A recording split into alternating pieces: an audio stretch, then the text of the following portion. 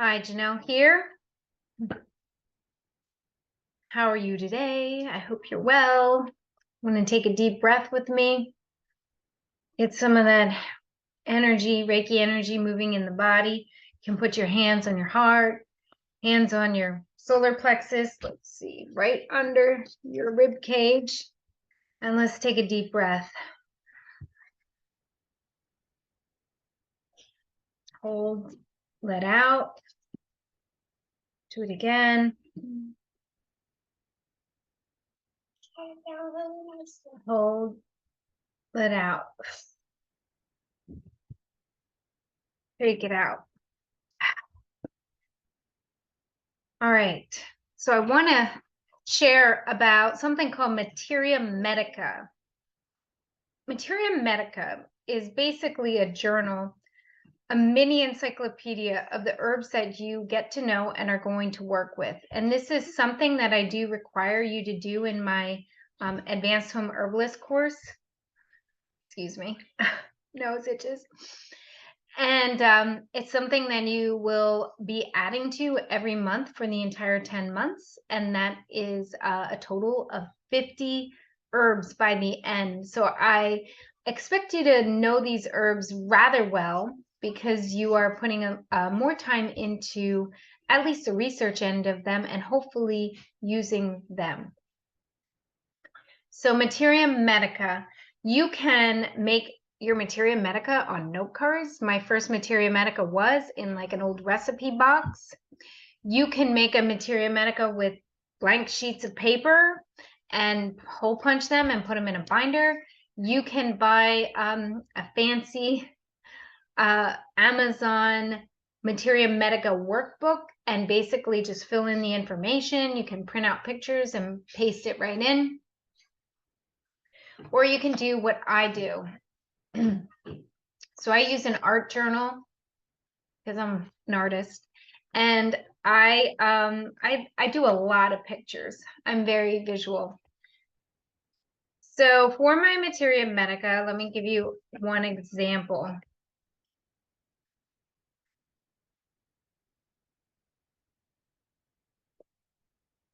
Here we go. Here we go.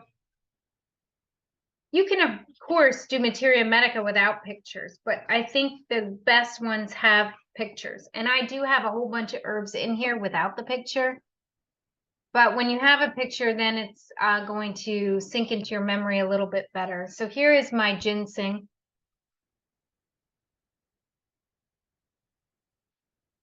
And I'm going to show you the back. This plant, I actually put two pictures. I put the leaf and the berry and then also the root. So you can have more than one picture. This is like, there's no set way. You can't really mess up. You can be creative and you can add and subtract and do really what you want. It's like your notes, your thoughts, your interaction with these plants. So for mine, I use a blank page notebook, an art journal. This paper is, let's see, what is this? Canson mixed media. It's mixed media. So that means I can use watercolor, I can use pen, I can use marker, I can use glue. So I like that kind of notebook versus like just like, you know, this paper from a computer, because you can't put any mixed media onto it. It'll just bleed and, you know, tear. So I use this paper or this notebook with the stronger paper. You put your Latin name, so Panax ginseng, and then your common names. Root of heaven is one of ginseng's common names. Some herbs have a lot of common names. You can put genus, Panax, plant family. I don't always require that, but those are helpful to have written down. Then parts used of the plant. So basically you're just making a list. And like I said, my first ones were just on like note cards. I just wrote the name and then I just made the few little lines. Then uses. Now I was just telling a student earlier, for uses, you don't have to write every single use of the plant.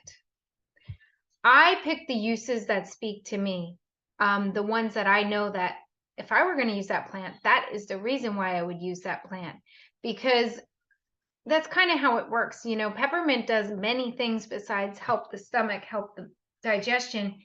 But, you know, that's mainly the reason why I use peppermint is for digestion.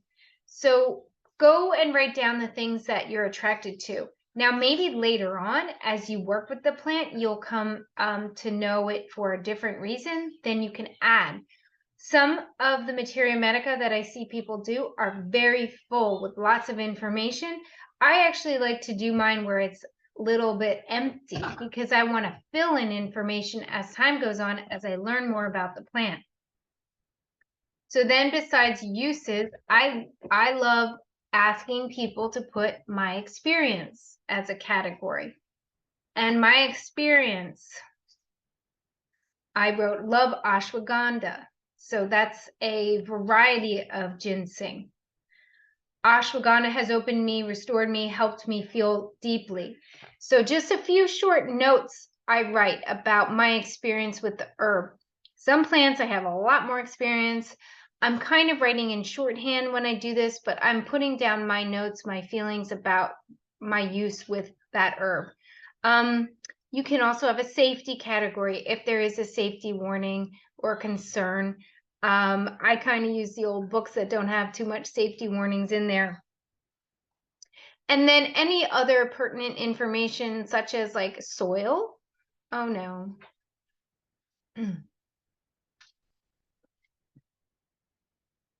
Whoops. So then I said any other pertinent information, such as soil conditions, growing conditions, and then description of the plant. So these are things that you'll grow with over time and you can change. So make it be fun. Like it shouldn't be a chore. It's like, yeah, I'm going to remember this plant. You're making a note card. You're making a cheat sheet for yourself. Basically your own little herb book. And so the other thing I would say when you do this is use herb books to make your Materia Medica. Oh, I remember I had one student, she put magical uses or and like she looked up, like that was a website, like magical uses for the herbs or spiritual uses, and that was a really cool addition that she put for her Materia Medica. But I typically say use herb books. Do not use the internet alone, because the internet, herbalists are very shrouded by the government, FDA, like laws, I guess I would say. So a lot of things posted are kind of watered down and with loads of warnings and like beware, beware. So when you get an old herbal book, and when I say old, I want to say 1980s and older, and you record the information in those books, I feel like they're more true to source, because there's less screening for books. What is the right word that I'm looking for? You can say freedom of speech, freedom of press. You can write more than you can on the internet. The internet is highly regulated. Maybe that's the word, regulation.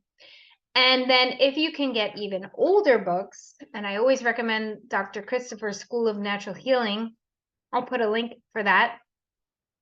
That's like 1950s and older, and even go back even further. You got a really wonderful resource, because people worked with plants, used plants, knew the plants, and it's the only thing that a newer book would have that the older books don't have is some scientific studies, but there's thousands of years of case experience with plants that can be touted in the old herbal books. And so I really go by that versus what's now newer. That's my opinion. Maybe you'll hear something different from a different herbalist, but that is what I have to say. So Materia Medica, have fun with it. You'll probably collect a few different books over your lifetime. Some are more serious than others. I probably could be better with the Latin, but I'm not. I also am like, I'm a person who puts things in their brain, pictures, brain, and feelings and memories. That's sort of how I like, remember it. There was a time when there was no Materia Medica and the medicine was taught and passed down verbally. And that's the kind of folklore herbalist that I am. So yeah, I want to describe what I ask for the course, and maybe if you're someone who's just watching this and want to know what a Materia Medica is, I hope I explained it well for you. Thank you so much. Check out my description down below after you like and subscribe and hit the bell button and comment. My description has my link tree, which links to everything that is me, including my home herbalist course, which includes mentorship. And mentorship is key to growing as an herbalist, because you will have a bazillion questions, and you can go through someone's work by yourself and come out of it like, oh yeah, did the work I studied, but to like really know and have the confidence and the assurity, you need to have a mentor who can say yes, yes, no, maybe so, you're on the right track, and give you that confidence. Because I've seen herbalists who do work, but like don't have that confidence in the plants. They don't really even fully go to them or trust them, because it was more book work and not experiential, which is what I really provide as a teacher and a mentor. So thank you so much, and come again soon.